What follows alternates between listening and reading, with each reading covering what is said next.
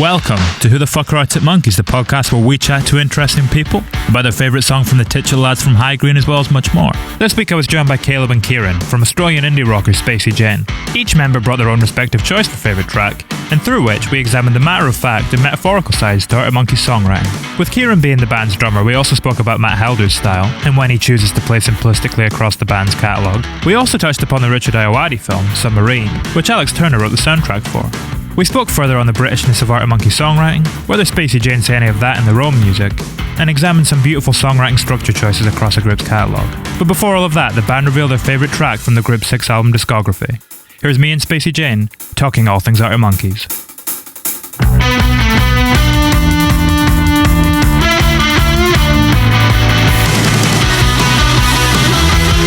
Mine is Piledriver Waltz. Yeah, mine's Piledriver Waltz from from Suck It and See. That's what it's from, isn't it? Yeah. Mine's Mardy Bum from Whatever People Say I Am, That's What I'm Not. So why guys have we gone for these kind of two tracks? This song is probably the first Arctic Monkey song that I ever really knew about, heard about. Kieran and I were in a high school band, and before that I was playing with a guy who was the guitarist in that band, and him and I he sort of got me into music and writing and being in a band, but he learnt that song.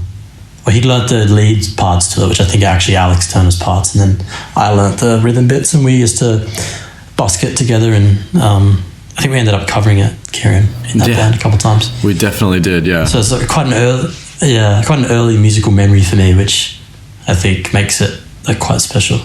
How about you, Kieran? Yeah, I really like the movie Submarine, and it's hard to find an Arctic Monkeys song that, you know, I need extra reasons to love. Do you know what I mean? Like, I was pretty obsessed with most of their catalogue when I was a teenager. Past when we started playing these songs, or at least Mardy Bum, that was like the beginning of this years long, I guess, membership of the Arctic Monkeys fucking fan club or whatever. Where I now like. It was honestly really difficult to decide what's the standout favorite, but I've just got this very easy association between, you know, the soundtrack to that movie, the Richard Ayoade movie Submarine, and Piledriver Waltz, and sort of all the tracks that he wrote for that film specifically. And then, I don't know, as much as I love the album overall, Suck It and See definitely isn't my favorite AM record. So I don't know, I felt like a bit, maybe I'm choosing something left field, which I always like doing. So. How old were you when you first saw Submarine? I think I would have been 17 or 18. So it's like the perfect... I can relate to this like coming of age stuff, you know? It's interesting that you've both gone for tracks that are kind of rooted in your early obsession. Would that be a fair word with it? But maybe not obsession, but fandom of the band. Definitely. I mean, for me, they're that kind of like real...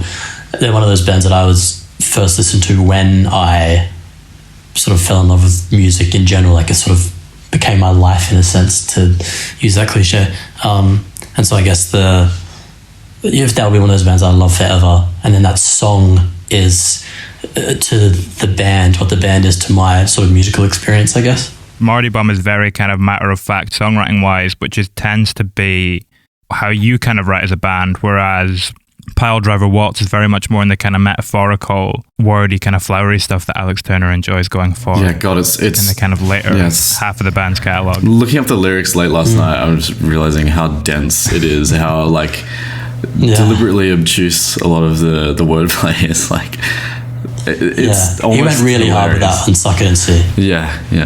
The first few albums were like really, really just like very out and out storytelling with a lot of wordplay, but then Humbug a little bit, and Suck It and See definitely very metaphorical, very poetic, and then back with AM it was sort of back to that storytelling thing again. Although these songs, you know, we're kind of touching upon them, they're being on the opposite ends of the spectrum lyrically, how close do you feel they are to each other emotionally in the kind of story that they're trying to convey? I guess what would you like say Mardy Bum's about? Because I off the top of my head I couldn't tell you, to be honest. This is the thing about, and to be honest, Piledriver Waltz, it feels like a bit of a heartbreak song type thing, right? But because of how difficult to, I guess, understand the lyrics are, I can't like nail down a definitive, this is what this is about. but it's a feel thing. Yeah, I think Mardy Bum's a pretty shouty, like angry at your partner song in a lot of ways. Like it's fairly just out and out, like a bit of a fuck you, you're being grumpy. And I suppose Piledriver Waltz is like a little bit, it's very poetic. It's sort of it's just like a weird story about someone that's just been through the ringer emotionally. So I suppose they're addressing almost the same thing essentially, but from two very different perspectives and in different ways, writing style. Oh, it's just so funny how different the perspectives are when you bring that up. It's like, yeah, referencing very similar things, but the tone, the delivery, everything about Mardy Bum is so much younger. For lack of a better term, immature. I mean, I think it's obviously it's an amazing song, and there's nothing immature about the songwriting, but the attitude from which it seems to come from, it's so different. Yeah, it seems that he doesn't make, in that whole record, he doesn't make a single concession to someone else's feelings or something like that. He just rips into people pretty ruthlessly, I think, which is I like that a lot about it. But then naturally you can't have that attitude forever, so you see it change throughout the future records a bit. Yeah, it's a kind of angry young man thing. For sure. God, Riot Van and that song is so good as well. That record as a whole is just amazing. It's incredible. I think a lot of the appeal for the Arctic Monkeys for me when I was young especially, and even now, is that you see their sort of propulsion into like fame and glory, and basically just teenagers, and you think, oh yeah, we can do this too, surely, because we're 18, 19 trying to make a career in music back when we first started. There's a lot of parallels people I imagine would like to draw. It's like, yeah, we're a young rock band, we want to do what they did in some capacity, not necessarily exactly the same musically or anything like that, but it's such a good story of just this breakout group of really young guys just making it work. Yeah, it feels like a very pure representation of what they were in at the time, and whether or not that's true, I guess I don't know, I'm not sure if anyone really knows, but it's they just tell their story and make it interesting, and that's the cool, I think anyone, even if you're from fucking Newcastle in Sydney or New South Wales, no matter what your area is, if it might seem disinteresting to you, but there's a way of making things interesting and unique for people to listen to. It comes down to the specificity. If you look at the album, the kind of references that he's throwing out, quite quintessentially British, but at the same time, by rooting it in that, it allows it to kind of relate. It's always interesting to me, though, that it kind of translates across the ocean all the way down in Australia, because it does feel like a very British album. Yeah. I think it's got that, that sort of otherness to it that makes things attractive, the same way that we like to watch movies that are made in Hollywood or, anywhere can be interesting if it's delivered in a really satisfying way, which that album is so well delivered, everything about it. I also think that we as Aussies love British rock. It's always seems to it always kicks off pretty well here, the Wombats and things like that. And I think there's just culturally there's a bit of a kinship to just English culture, British culture in a lot of ways. There's a huge amount of English expats in Australia, and that we are obviously a British, I guess, colony. I don't know how what the right way to put that is, but it tends to be a similar characteristics in a lot of ways that I think connect well between the two cultures. It's interesting you're talking about it being a songwriting influence, because when I listened to Piledriver Waltz on the other hand, Kieran, your choice, I remember last time you were on, you spoke about how you kind of wanted to simplify your drumming a bit, I think, moving forward, that you wanted it to be more minimalistic in some respects. And that's something that Helders does on that track, and he does particularly on that album and the last one, as well as across the discography. What can you learn from where he chooses to play simplistically? I feel like even in AM, right, which was sort of it felt like AM was a real shift for the band in terms of that felt like their breakout record, internationally. Is that not where they started sort of seeing a lot of success? They broke America. Yeah, in the States especially, that's that album. He plays so minimally as well. I think there's something about going from the chaos and energy of Favorite Worst Nightmare and whatever people say, and then managing to sort of with age just well, not with age, I guess the style of the music overall changes as well, but just refine it to the point where it's like, okay, knowing exactly what I want to say with this, knowing exactly what the song's doing, and trying just to service it. He's definitely like a massive inspiration for me in terms of the way I'd like to play. And Suck It and See it's funny, it's like, feels like a pretty middle of the road pop record, which must have been surprising for, fans of the band who wanted something like what they were putting out years before, or their first record in particular. But it still stands out to me as something that really like has lasted. There's tracks on that album that I know that I'll listen to forever. I'll be like 50 years old and I'll be like, it's Pink Floyd, but for me at 50 instead of the dads of now. Like, Arctic Monkeys will become my version of dad rock, is what I'm saying. When we're looking there at the kind of the enjoyable side of that record, you picked Piledriver Waltz, and I think that run that it kicks off where you go Piledriver Waltz, Love is a Laser Quest, and then Suck It and See, and That's Where You're Wrong. I think that's one of the best kind of 4-track runs on any of their albums. That kind of sprint towards the finish line, just beautiful songwriting, and they kind of fully capturing that live sound, but it's almost beautiful without trying. Like, it feels like a very laid back record in some respects. Very loose. I even love Reckless Serenade in that run as well. It's like, why didn't they put these songs at the start, actually, and looking at it now?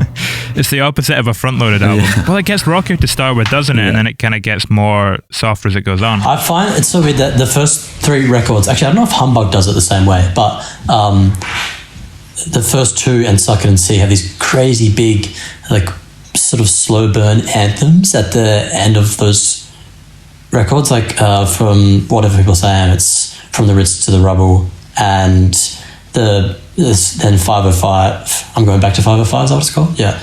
And then Suck It and See is That's Where You're Wrong, which are just like beautiful, like big sing along sort of like stadium rock songs. I really like how they end the albums like that.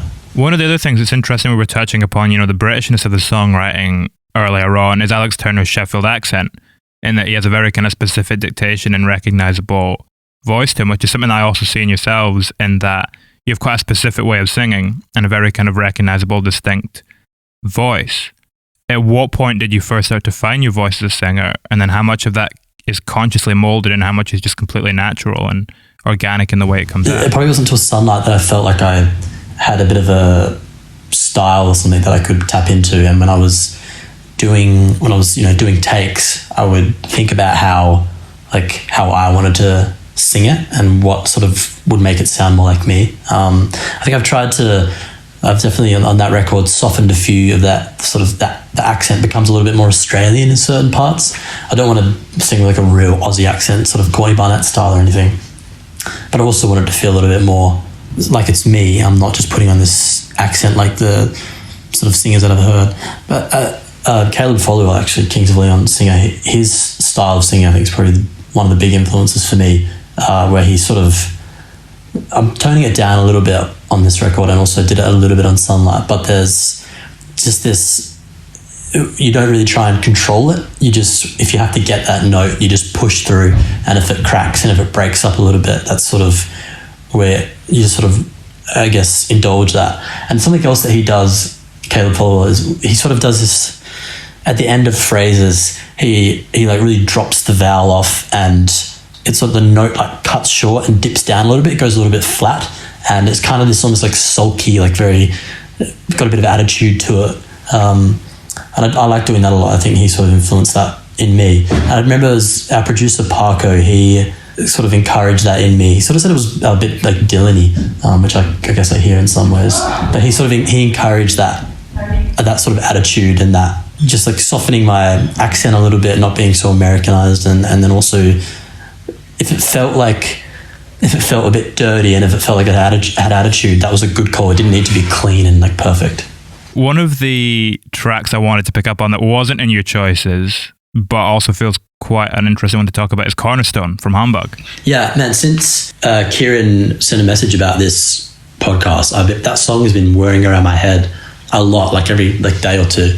And it's weird because I haven't actually listened to it in years, I don't reckon. Yeah, not a lot of Arctic Monkeys songs tend to like elicit like real emotional responses out of me, right? Because they're not like, that's not to discredit any of the content of the songwriting in that capacity, but like, damn, dude, that song really actually makes me feel something, which for the most part in the catalog, it's like, I'm just enjoying it for the energy. Yeah, it's not pulling an Elliott Smith on you normally until... Yeah. But I love that track. I fucking love it. That's got to be up there as well for me. It would have been... Yeah. Well, I was actually talking about it with Paco, one of our producers today, and he's like, that's when he decided that he like really, really loved Arctic Monkeys. He's like... After Favorite Worst Nightmare, he didn't seem so convinced, and then when he was listening through it, Cornerstone was there. Just I think the impact of that song, it feels almost slightly underrated actually, but just that album as a whole. I remember when I first started listening to that song, thinking about how weird some of those lyrics were. Like, I asked her if I could call her your name. Like, it's like there's such sadness in that, obviously, because he misses this person and he thinks he's found her. It's like so sad about it, and so desperate to do it, so desperate to see her, to talk to her, that he wants to like put her personality, her character, her face, on her name on someone else. But then like the idea that you would ask someone, a little bit creepy too, if you could call them someone else, call them someone else's name to like make you feel like you're with them again. That's bizarre. I mean, the reason I picked up on that one is because it reminds me of a song on your debut, one of my favorites, Head Cold, where you do a similar thing where you develop the structure of the chorus as the song goes along in the same way that Turner does, where he changes it in time with the narrative. When did you go from simply listening to music as something that you enjoyed to almost analysing it in a deeper way like that and being able to pick up on structures like that and kind of use them in your own soundscape and use them to tell your own stories? Yeah, it's a weird thing, like, because in, I think, like pure pop music, you want a chorus to be like really, really consistent so that people always have this place to come back to, and you use the verses and the bridges to sort of tell a story and change as it goes. But maybe that song was one of the first sort of times that I saw that change. But there's something really, like, if you can like shock someone with that last chorus and you tell this different story, it's quite arresting, I think. There's a really amazing Wilco song off the Summer Teeth record. It's called She's a Jar, and he's like telling the story of another person, and like the last lyrics of the first two choruses are she begs me not to miss her, and then the final chorus ends with this like pretty harrowing lyric. It's she begs me not to hit her, and then it just like finishes the song, and it's just like, holy shit, like the weight of that lyric at the end of the thing is like, my god, like it really knocks you out. Yeah, I guess like it's been a few years of that, a couple of years now, that experience of like listening to things and wondering why they did it this way instead of another way. It's something I always often think about, is the fact that someone, when I listen to something and go, oh, like I would have done it this way, or it's interesting that they did that. That's what's really amazing about, like, that's why there's so much amazing music around, is because no two songwriters in most senses would do the same thing, and that's why you have this amazing diversity of music and sound.